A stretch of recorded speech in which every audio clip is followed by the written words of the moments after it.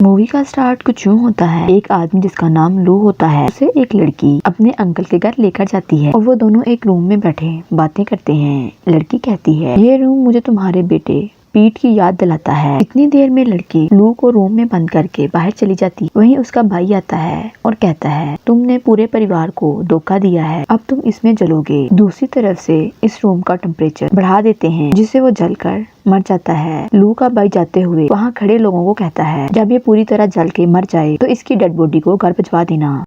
इधर पीट को उसका फ्रेंड आकर बताता है, तुम्हारे फादर इस दुनिया में नहीं रहे। दूसरी तरफ डफी अपने भाई गज को आकर बताता है, तुम्हारे फादर इस दुनिया में नहीं रहे और अंकल ने एक लेटर भेजा है जिसमें लिखा होता है कि मेरे अल्फाज से दुख बयान नहीं हो सकता और मैं जानता हूँ तुम भाई की आत्मा को स्वीकार करने वाले हो और अनफॉर्चुनेटली मैं नहीं आ पाऊंगा। और मुझे याद है लू भाई ने कहा था मुझे दफनाया जाए। मुझे नहीं पता तुम लोगों ने क्या सोचा है, लेकिन मैं चाहता हूँ जहाँ हम बड़े हुए हैं उस नदी के किनारे जहाँ हमने अच्छा टाइम गुजारा है, बहुत सारी यादें हैं जिन्हें हम जिंदगी भर भुला नहीं सकते। और अगर आज इनकी अच्छा पूरी ना हुई तो भाई इसकी सजा मुझे देंगे और मैं चाहता हूँ तुम नदी के उस घर शिफ्ट हो जाओ। तुम लोग सिक्योरिटी की रिस्पॉन्सिबिलिटी मेरी है। हर फ्राइडे नाइट को मैं आऊंगा और तुम लोग के साथ डिनर किया करूंगा। तुम्हारे फादर को डफी से एक ही शिकायत थी कि वो अपनी जिम्मेदारी नहीं समझता और उम्मीद है हम सब ये बुलाकर एक फैमिली की तरह रहेंगे। इधर डफी और गज पीट के पास आते हैं। वो पूछता है, तुम लोग यहाँ क्यों आए हो? डफी बताता है, कार में फादर की अस्थियां हैं, तुम भी हमारे साथ चलो, हम नदी किनारे जा रहे हैं। पीट जाने से मना कर देता है। ये सब नदी के पास वाले घर जा रहे होते हैं। पीट इनके बेटे लोई से मिलता है। नेक्स्ट लोई पीट के साथ उसकी गाड़ी में बैठता है और उसके बाजू पर एक निशान देखता है। ये सब पीट के घर आ जाते हैं। वहाँ दो लड़कियां फ्रूट की टोकरियां लेकर गुजरती हैं। ये सब घर में एंटर होने लगते हैं और कहते हैं, हम पहले यहाँ क्यों नहीं आए? डफी कहता है, 30 साल पहले वो अलग थे। इधर पीट दीवार पर लगी एक फोटो को बड़े गौर से देखता है। इस पर उसे अपना पुराना ख्याल आता है, जैसे कोई बोट पर बैठा हो।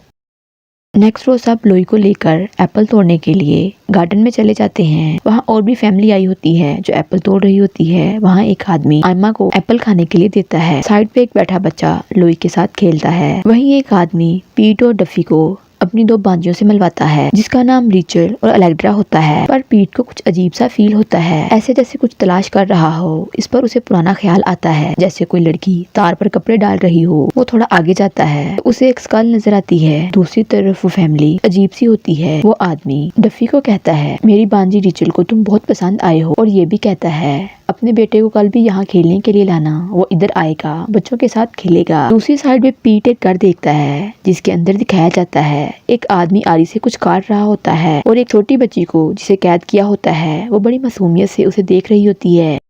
ये सब घर वापस आते हैं तो वहाँ पर वुड की चेयर पड़ी होती है और इस पर कुछ लिखा होता है। पीट पड़ता है, उसके ऊपर ये लिखा होता है, मैं किसी के आगे नहीं झुकता। और यहाँ ये निशानी भी होती है, इसका मतलब ये बनता है अपने बच्चों को महफूज रखो। रात को वो सारे डिनर करते हैं। पीट डफी और लोरा से पूछता है, तुम लोग कहाँ मिले? डफी बताता है, हम गज के कैफे में मिले। गज दूसरी साइड पर ब्लेंडर में कुछ ग्राइंड करता है। उसके शोर से पीट तंग होकर अपने कानों पर हाथ रख लेता है और यहाँ से चला जाता है। ये तीनों भाई होते हैं, पीट, डफी और गज। लोरा पूछती है, पीट तुम लोगों से क्यों दूर रहा? डफी कहता है, डैड ने भी हमें कुछ नहीं बताया और पीट भी हमसे कोई खास बात नहीं करता। इधर एक अंकल पीट को कहता है, तुम जमीनों के केयरटेकर बन जाओ। रात को पीट लोई के साथ बैठे बातें करता है और लोई को सो जाने को कहता है। सुबह होती है। डफी पीट से पूछता है कि रात को तुम्हें क्या हुआ था? पीट कहता है, मुझे ये बीमारी है। दोनों अपने अपने बचपन की बातें करते हैं। इतनी देर में लोरा आ जाती है। दूसरी तरफ तीनों भाई जंगल में एक बोट उठाते हैं। पीट को ऐसे फील होता है जैसे कोई बच्चा बांधा हुआ हो, वो एकदम से गायब हो जाता है। वहीं उन्हें एक निशान भी नजर आता है। इसे पीट देखकर कहता है, इस निशानी का मिलना अजीब है। और पीट ये भी बताता है कि ये भगवान का प्याला है। इंसानों को एक वरदान मिला था कि जो भी इसे पिएगा उसे नया जीवन मिलेगा। इस पर गज उसे कहता है, सब तुम कैसे जानते हो भगवान प्याले के बारे में? पीट कहता है, ये प्याले की निशानी है। डफी कहता है, ये सब बातें ऐसे ही हैं, मैं इन बातों पे बिलीव नहीं करता, लेकिन तुम्हें इन सब बातों के बारे में कैसे पता चला? ये भी एक अजीब बात है। पीट कहता है, ये बस समझने की जरूरत है। वो तीनों एक बोट पर बैठकर अपने फादर की अस्थियां नदी में बहा देते हैं। गज पीट से पूछता है, तुम इन पहाड़ों में क्या करते हो? इस पर उसे वही पुराना ख्याल आता है जिस घर के अंदर बच्ची को कैद रखा होता है। इस पर वो तीनों अपने से एक दूसरे की बातें करते हैं। पीट इनसे कहता है, डैड ने तुम दोनों को आर्ट स्कूल में भेजा था और मुझे मेंटल इंस्टीट्यूशन में। आगे डफी को टीचर नजर आती है जो नदी में नहा रही होती है। वो ऐसे थी जैसे उसे अपनी तरफ बुला रही हो। इधर कज बाथरूम में बैठा होता है, उसके पास लोरा आती है। वो उसे देखकर हैरान होता है। यहाँ पीट को वही फैमिली मिलती है जिससे वो पहले मिले थे। वो रिचल को बुलाता है और उनसे बात करती है। रिचल डफी पर लाइन मारने के चक्कर में होती है। डफी रिचल से पूछता है तुम क्या काम करती हो, पर उसे ख्याल आता है किसी के घर में एंटर होकर बच्चों को किडनैप करती है। और वो डफी को कहती है कि मुझे बच्चों की देखभाल करना बहुत पसंद है और मुझे सिंगिंग करना अच्छा लगता है। आगे इधर लोई जो उन बच्चों के साथ बैठा स्टोरी सुन रहा होता है, वो कहता है मुझे बाथरूम जाना है। वो उसे झाड़ियों में बेच देते हैं। वहीं एक आदमी उसे किडनैप कर लेता है। डफी रिचल से पूछता है तुम गाने कहाँ लिखती हो। वो उसे बताती है पीछे एक घर है, यहाँ मेरे दादाजी का एक खटारा ट्रक भी है जिस पर खेलते हुए मेरा सारा बचपन गुजरा। और काफी सालों से यहाँ हम पशुपालन कर रहे हैं। और दोनों एक दूसरे को किस करते हैं और फिर चले जाते हैं। डफी अपने बेटे को देखता है जो कहीं नजर नहीं आता। लोई को उसी घर में लाकर रखा जाता है जिस पर पीट की नजर होती है। डफी ढूंढता उसी घर में आता है, लेकिन उन्होंने उसे तय खाने में रखा होता है। वो वहाँ से देखकर चला जाता है, उसे कुछ नजर नहीं आता। डफी घर आकर गज से पूछता है तुमने लोई को कहीं देखा है। वो मिल नहीं रहा। और गज आयमा के बारे में पूछता है क्योंकि वो तीनों एक साथ घर से गए थे। वो तीनों लोई को ढूंढने के लिए निकल जाते हैं। तीनों उसी घर में आते हैं और पीट टेबल साइड पे करके देखता है। नीचे जाने का रास्ता मिल जाता है। पीट नीचे जाता है और देखता है वहीं भगवान का निशान बना होता है और साथ में कुछ लिखा होता है। और उसे वहाँ एक खौफनाक सा फेस नजर आता है। वहीं उसे लोई की कैप भी मिलती है। वो तीनों उस घर से बाहर निकल आते हैं। डफी पीट के बाजू पर बने निशान को देखकर कहता है ये तो वही निशान है जहाँ लोई की कैप मिली थी, वहाँ भी ये निशान बना हुआ था। दोनों के बीच बहुत फाइट होती है। इधर लोई को एक आदमी ने छोटे से कैबिन में बांधा होता है। डफी पीट से पूछता है कि तुम्हें डैड ने घर से दूर क्यों रखा। पीट बताता है कि मैं 6 साल का था, मुझे ऐसी मेडिसिन दी गई जिससे मुझे कुछ याद नहीं आता। तुम लोग उस जगह कभी नहीं जाना चाहोगे। पता नहीं डैड ने मुझे वहाँ क्यों भेजा। वहाँ से लौटने के बाद मेरा दिल कहीं भी नहीं लगता। या मेरे साथ ऐसा क्या हुआ है कि वहाँ से लौटने के बाद मैं सही से सोच नहीं पा रहा। ये बताते हुए पीट रोने लग जाता है। वो तीनों एक दूसरे को गले लगा लेते हैं।